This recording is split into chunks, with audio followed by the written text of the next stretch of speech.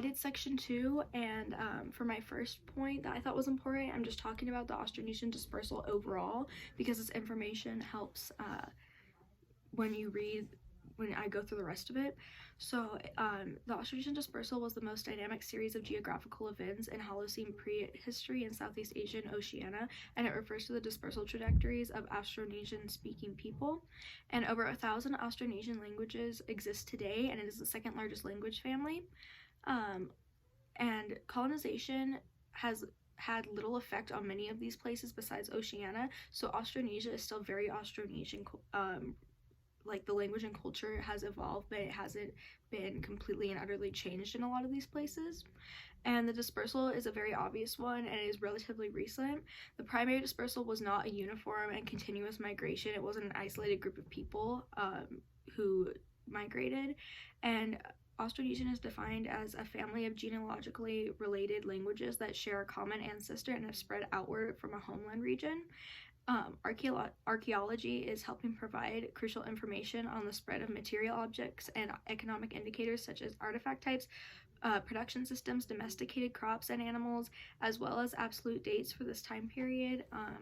And like I said before, many different groups made up this dispersal.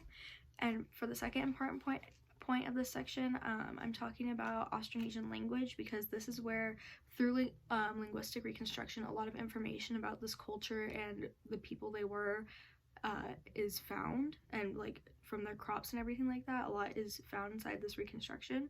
So the languages first crystallized or took root in Taiwan, and 9 out of 10 primary subgroups of Austronesian still exist today.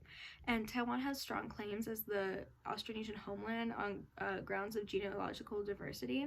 The 10th subgroup is known as Malayo-Polynesian and is characterized by a number of widely shared linguistic innovations, and was spread by human colonists from Taiwan and the Philippines, and it eventually reached the rest of the Austronesian world. And many linguists believe that the true origin of Austronesian people, or Austronesian speaking people, is the southern Chinese mainland, which is where the ancestral groups of the Taiwanese groups lived. And based off of the language, Proto-Austronesians of Taiwan were agriculturalists and grew foxtail millet, sugarcane, rice, and some tubers, which refers to plants like potatoes and fruit. But the reconstruction really has more evidence of foxtail millet, sugarcane, and rice being grown. They also found that they made boats, lived in timber houses, kept dogs and pigs, used bows and arrows as weapons, had some form of a loom for clothing and other cloth material, and pottery was a very big part of the culture. And so it was very similar to classic East Asian Neolithic societies, and all of this information is based on linguistic reconstruction of the languages. And later, the language ancestral to all Malayo-Polynesian languages was carried from Taiwan by seaborne migration to the northern Philippines, and then to many other islands due to human diaspora over the seas. So it was very widespread to many different areas. And the spread may have slowed in some areas in central Vietnam and the Malay Peninsula, because there was already established farming groups there, and it's easier for languages and cultures to take root in places where there aren't really people living in one spot, and it's more of a hunter and gathering society. And there's also several pauses in this spread around 2 millennia before other Polynesian islands in the east settled, because of the wide sea crossings and the high mid-Holocene sea levels. And archaeological and linguistic records match pretty well regarding the dating of the Austronesian dispersal. So they are confirmed based off the archaeological artifacts and as well as the language reconstruction. And for the third important point, I'm talking about the archaeology of the Eastern Austronesian dispersal, because when you put the archaeological findings and the linguistic reconstruction together, it confirms a lot of information, and those two sources kind of make it fact. It just really helps confirm that information. That was really repetitive, but anyway.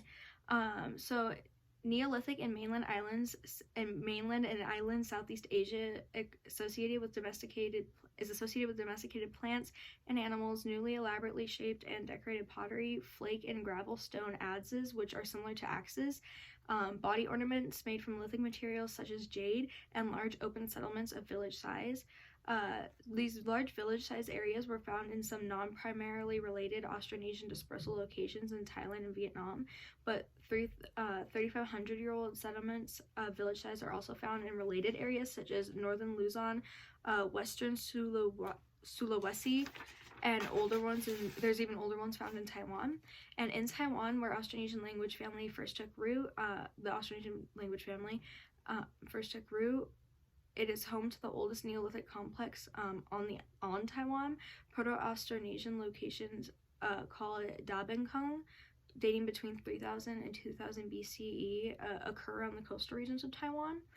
And cord-marked pottery with red slip, which was homogeneous in terms of shape and decor, was found, and it indicates that the Dabenkong people belonged to a relatively unified cultural group, even though it was spread out through the coastal areas. And archaeological records didn't show signs of rice and millet forming, like in the linguistic reconstruction, but the location's coastal nature is problematic for organic preservation of some artifacts, so that might explain why the rice and millet was not found in Dabenkong areas, but was found in the linguistic reconstruction. And discoveries at the coastal area of Nongguan Li resolved that issue. It linked Dabenkong culture and Austronesians because archaeologists found waterlogged remnants of carbonized rice and millet, which match with the linguistic findings. They also found similar pottery, slate projectile points, stone adzes, and body adornments that were mentioned that were found in linguistic reconstruction. And they also found dog burials in Nongguan Li, which go with the domestication of dogs in the linguistic reconstruction. More pottery links the Austronesian expansion of the 2nd millennium BCE to sites in the Philippines, Borneo, Sulawesi, Nusa Tenggara, and the Moluccas. And for the final important point of this chapter, I'm going to talk about the colonization of Oceania and the lapita culture, because the Austronesians this is when they started to change into the Proto-Oceanic languages and culture. So between 1200 and 750 BC, on islands east of New Guinea, a group of Austronesian colonists spread lapita culture across nearly 4,000 miles of ocean and islands, including the Admiralty Islands in northern New Guinea, as far east as Samoa and western Polynesia. And it was a very large and impressive migration accompanied by the spread of Proto-Oceanic language and the reconstructed ancestral language of the oceanic subgroups, which are spoken today in some of the Pacific Islands. Burial remains show that many of these people who spread this lapita culture were related to populations in Taiwan and the Philippines, the original Proto-Austronesian areas. And then lapita sites are very well dated and studied due to the large amounts of artifacts.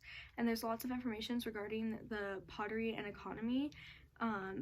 They continue to see red slip on the pottery like in Austronesian cultures that they originated from, and some designs on pottery are linked to tattoo designs in the Philippines and Mariana Islands. Lapita was a very rich culture with lots of pottery, jewelry, and evidence of fishing and settlements. It was basically the evolved version of the Austronesian cultures. And this went on for a little bit longer, but I'm sorry, I have a hard time reading and translating that into words out loud.